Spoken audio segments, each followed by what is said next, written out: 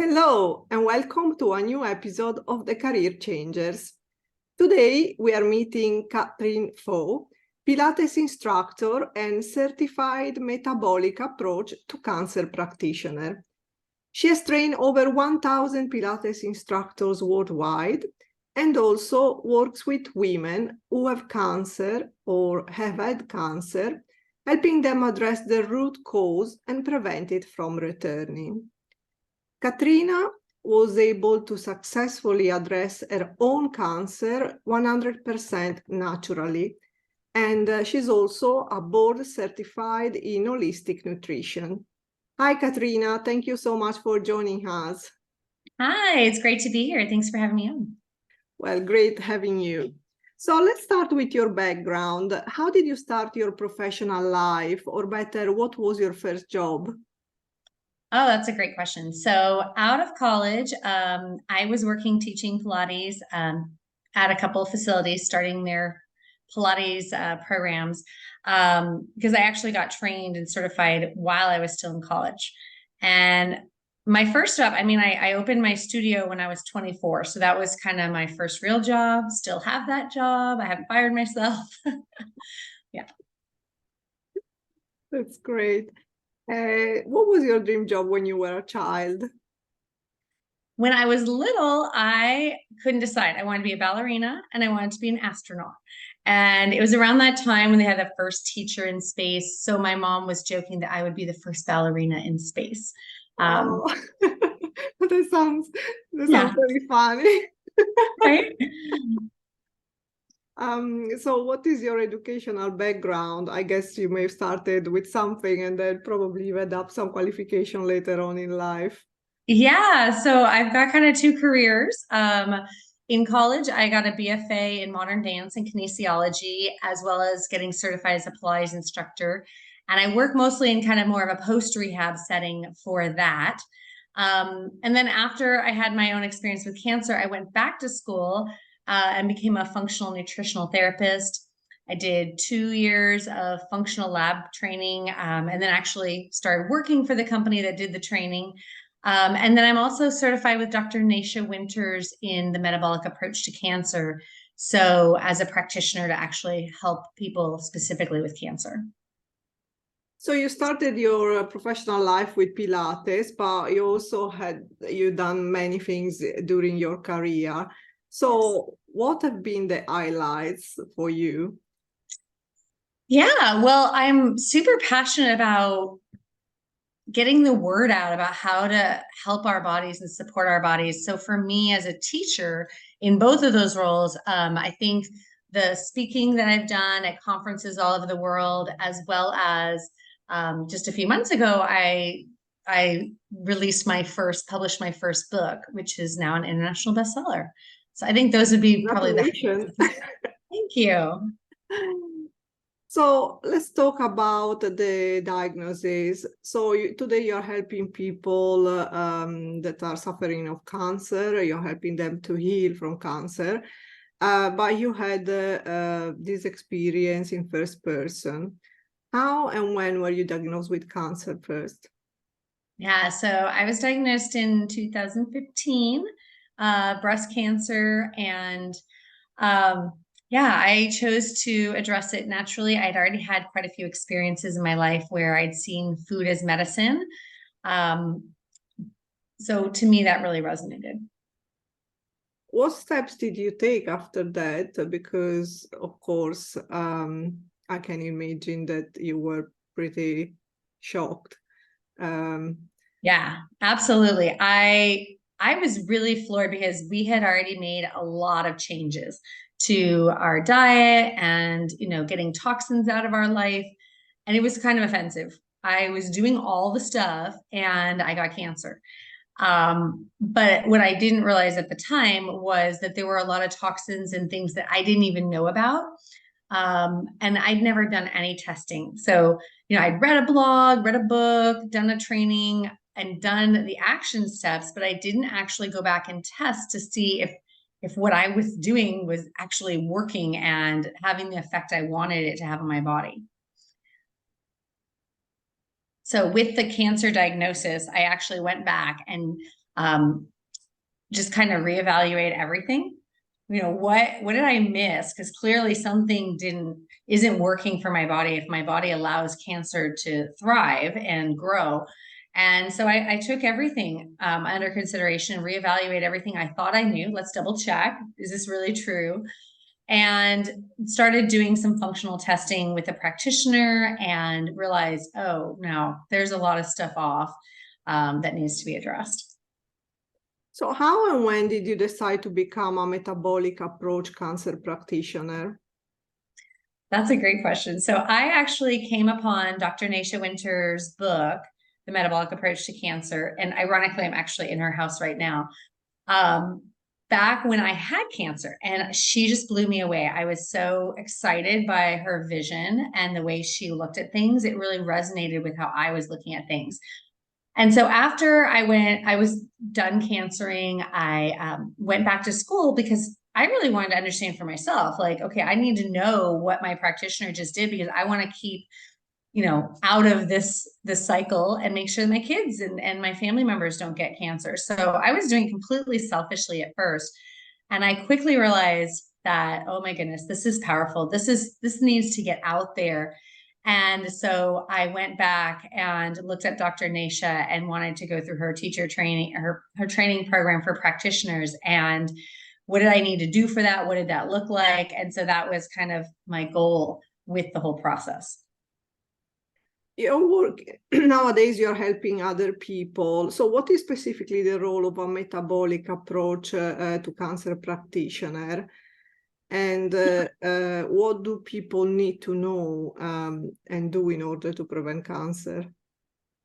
Yeah, so a metabolic approach to cancer practitioner there's lots of different types of practitioners. There's, you know, nutritionists, there's naturopaths, MDs, radiologists. It's basically the commonality of they have been trained on how to use functional lab testing to look at what are the root cause drivers of the cancer for that person. And so there's a huge array of tests that we use. And then we create plans and protocols for the person specifically. So, you know, this is a very integrative oncology kind of approach. You know, I obviously focus a little more specifically on the natural side because that was what I chose. I tend to draw people that way, but we're trained to work with chemotherapies and such and integrate it so that the person has really the cutting edge research and what is going to work for them specifically in their protocol. Is this something that is only in the US or is worldwide? No, this is international. So you can look up and find practitioners local in your area. I personally work with clients remotely, and several of the practitioners do. I live out in the middle of nowhere in Idaho, and I have actually very few clients that are local to me. So most of my clients are, you know, I send the labs out to them, they take it, I get the labs back, and then we do consults via Zoom to make sure that they understand the diet, the lifestyle, the supplements, and looking at the whole body as, you know, one thing. It's one system working together. Mm-hmm. So what do people need to know and do in order to prevent cancer? Because there is lots of talking and a little bit of generic understanding knowledge, but I guess you may have a lot more to say. Oh my goodness, we could talk about this for hours. Yes. So what I see is the big problem that people need to understand about cancer is that it's not one thing.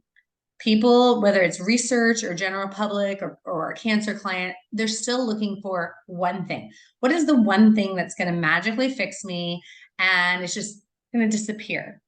And so with our metabolic approach, there's 10 terrains that we've identified, Dr. Nasha has in research, that are areas that you need to look at because they can drive cancer. Now, we're not a research subject, and it's never one thing that's an issue. So in these areas, these 10 terrain, we want to first identify it with the functional testing, and then we want to see, okay, how can we address that? And so usually with a cancer client, it is usually like 6 or 8 things out of 10 that are issues. And so then we go ahead and we look at and prioritize which of these areas do we need to work on first.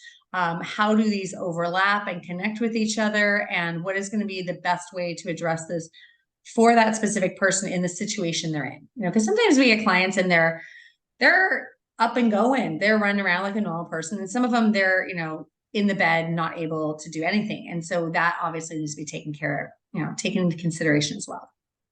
So are these the same method to find out why people have cancer, or are you using different tools and techniques?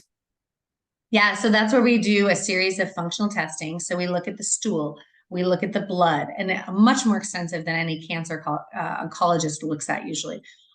We look at genetic testing for the low penetrance genes. We look at several different layers of environmental toxins, things like mold and heavy metals and non-metals. We look at the hormones, not blood. And we look at, you know, what other things are going on. So even like psychologically, what's going on with the person? Where do they live? Are there toxins known to be in that area? You know, we look at the whole picture of who this person is, symptom-wise, testing-wise, you know, all of that, to see why and what are their drivers, because every person's different. And when you get all this information, you can see clearly, oh, this is an issue. This is an issue. Okay, let's work on these. And it's not this overwhelming, scary thing anymore. It's a manageable, I have a plan. These are the areas that I need to work on. And even better, I think at least, is that then you have a plan going forward of these are your weak links. These are the areas you need to be watching ongoing to make sure that the cancer is not allowed to proliferate again, because we all have cancer cells floating around our body. It's a matter of where is the tipping point of enough systems of the body are offline, so to speak, are not working properly, so that the immune system can't do its normal job that it was designed to do of addressing those cancer cells so that they don't become tumors. So this way you never even get to the tumor stage. So I guess one of the main, the big topic about cancer is about what we eat. What kind of diet should people be on if they have cancer or if they want to prevent cancer? Absolutely. So prevention and actually having cancer are two different things. Either way, the base is that it must be clean. So no pesticides, hormones, all that kind of stuff. We're talking organic. Predominance of vegetables, but we do want some animal products because those are much more bioavailable forms of protein, and it's going to be lower carb. And the whole thing is going to have a huge amount of fat. Good, clean, healthy fats, no canola oil, none of the processed junk. Because what we've seen in the research is unequivocally that a ketogenic diet is going to starve cancer. When you get the blood sugar in regulation, that you're going to not allow those cancer cells that are like ravenous for blood sugar in order to proliferate and grow. You're stopping that. You're starving them. And by sugar, I don't mean white sugar. A lot of people are like, oh, I don't eat white sugar. I'm like, yeah, but you're eating potatoes and stuff. Those turn to sugar in your body.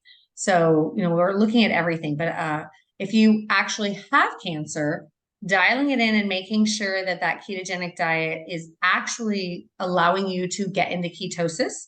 And then you want to get into a therapeutic level of ketosis where you're dropping extra high levels of ketones is key. And that's going to be a little different for each person. So if, like, say they have mold show up, you know, not only do they need to do a ketogenic diet, but they need to do an antifungal, anti-yeast kind of diet as well. You know, so there's layers to it, and it's not exactly a one size fits all. I feel really fascinated by your knowledge. So much to learn.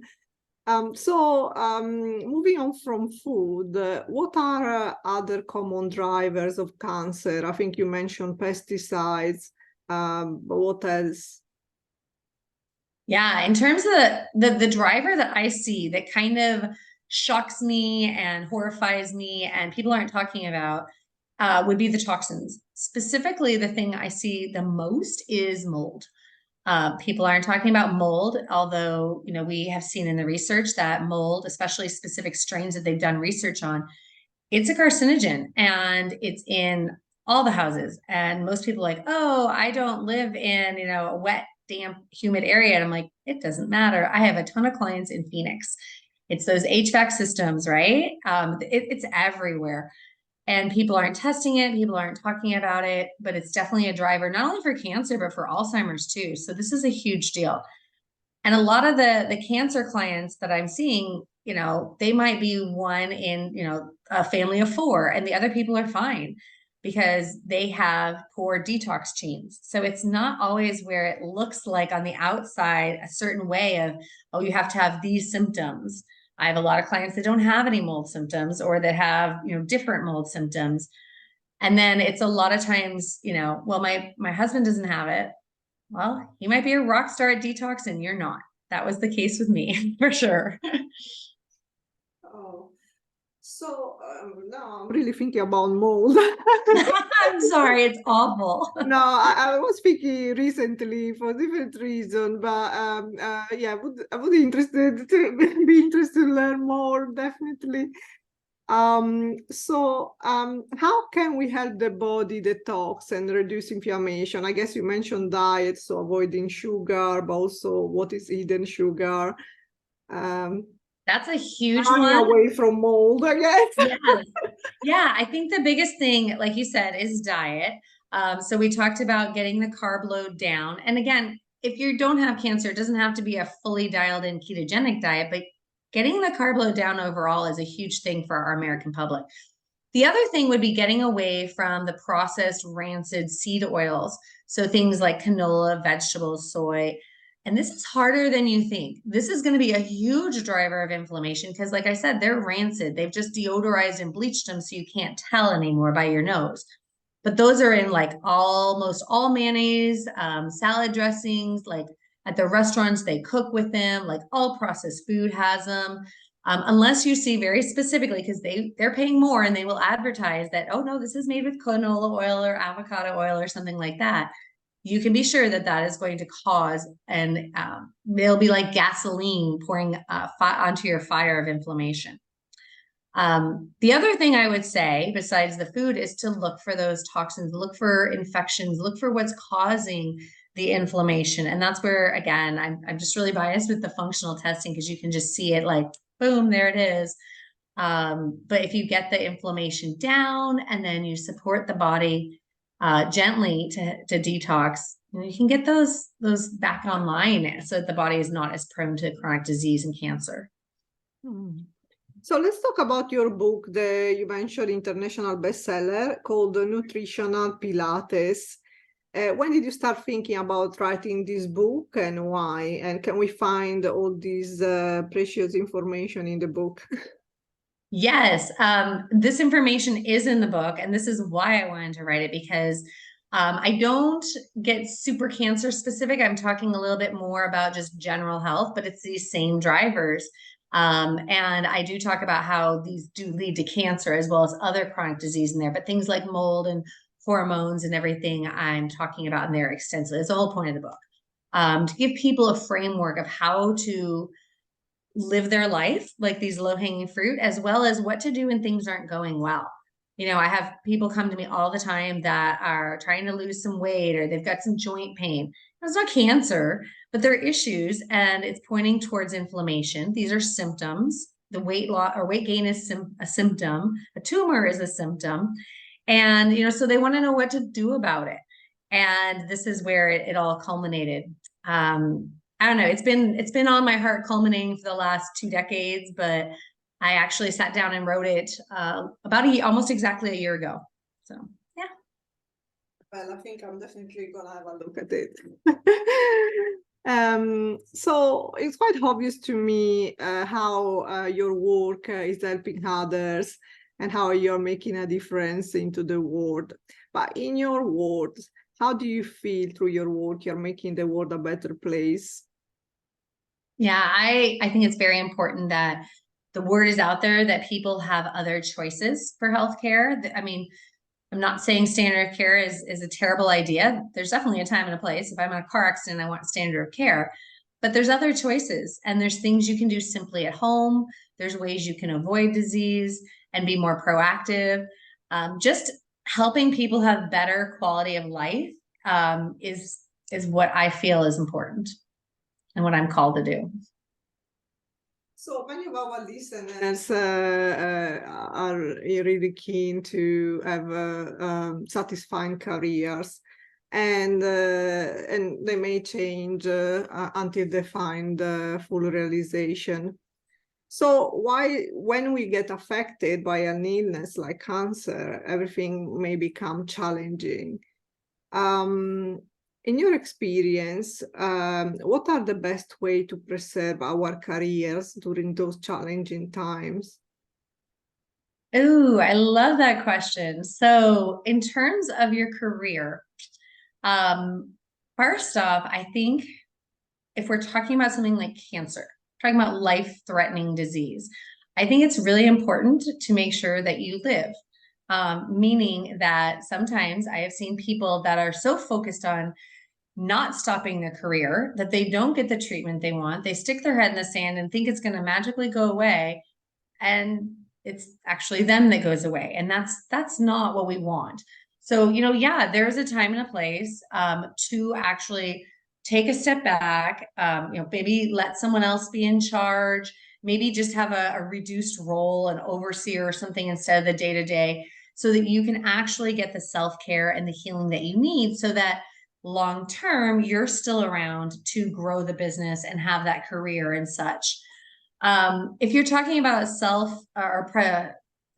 in terms of prevention, I think it's key to do a little bit every day, not having to take off, and preventing having a disease that you would have to take off then. So things like making sure that you have a good, solid, appropriate bedtime, that you're eating like the healthy food that we talked about, that you try to get the toxins out of your life, buying organic, things like that. Little tiny pieces, one thing each week that you can change or do can make a tremendous amount of change at the end of the year. And honestly, what, I'm going to throw one other thing on there. Those kinds of things, anything that you're doing proactive for your health, what I have found as a business owner, for my career, those actually help me play at a better A game, because my brain is functioning better. I'm not as cluttered and all over the place, mentally as well as physically, but keeping my self-care allows me to perform better. During your own battle with cancer, or your phase of life, what and who did help you the most, if anything? Yeah, that's a lovely thought back. So in terms of my battle with cancer, going natural is not the popular choice. And a lot of people, I got some good advice. I sent out an email. I'm a pretty extroverted person, thus I'm here.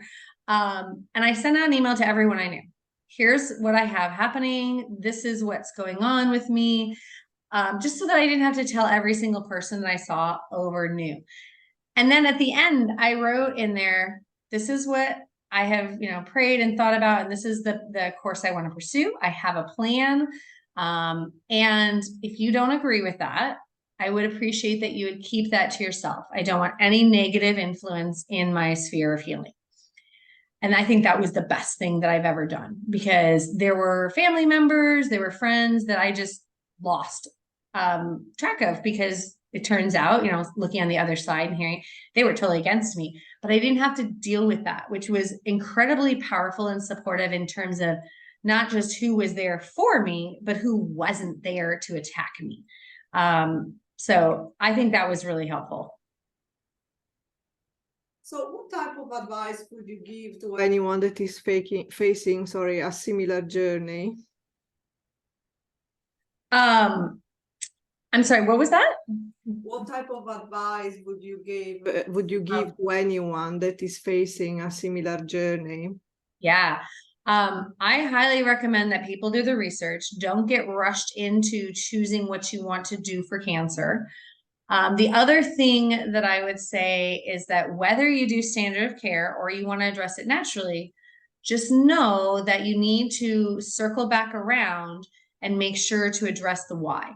Because, you know, just because it doesn't come back in 5 years doesn't mean that you're not living under the black cloud of, is it going to come back? And that's really where you want the quality of life to be. I feel that people tend to think that alternative medicine is always just kind of the same thing, but just herbs or something. And this is a different approach. So a lot of times in alternative medicine for cancer, we see this magic bullet thing as well, where it's like IV vitamin C for everybody. And it's just wet spaghetti throwing at the wall to see if it sticks. When we really need to be asking the question, why and what's good for me specifically, and creating a plan based on that. Because the one size fits all, the magic bullet, it doesn't work in alternative any more than it works in standard of care. Well, thank you, Katrina, for joining us today and sharing your inspirational story. But before you leave, I just want to ask you a last question. If you could give yourself a piece of advice, what would you say to your younger self? That's a great question. I mean, I think the natural quick answer would be like, do this stuff to prevent having gotten cancer. But for me, the way I look at it, my cancer was a huge blessing on a lot of levels. And I wouldn't trade it for the world. Not only has it given me better health now than I had before, but it gave me literally a whole nother career that I feel is incredibly fulfilling, and I get to help more people. So I wouldn't trade it for the world. I would just say, you know, I would just give myself encouragement. You're on the right path. Well, thank you, Katrina, so much. And I'm sure our listeners enjoy your inspirational story and wisdom. So I just leave a message. Don't forget to subscribe to our channel and tune in next week for a new inspirational episode of the Career Changers. Thank you. Thank you.